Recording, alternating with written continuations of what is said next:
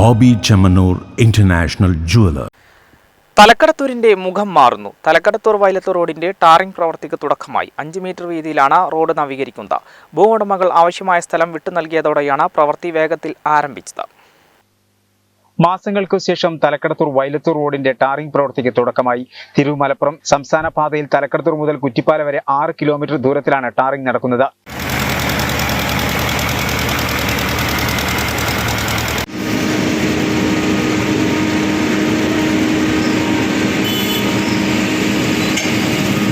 ₹6.5 കോടി രൂപയാണ് ടാറിംഗിന് അനുവദിച്ചിട്ടുള്ളത്.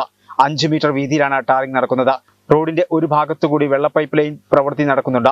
റോഡിന്റെ ചില ഭാഗങ്ങളിൽ നിന്ന് വൈദ്യുതി തൂണുകൾ നീക്കാനുണ്ട്. 88 ആളുകളാണ് പദ്ധതിക്കായി സൗജന്യമായി സ്ഥലം വിട്ടു നൽകിയത്. ഇനി 4 കൂടി സ്ഥലം വിട്ടു നൽകാനുണ്ട്.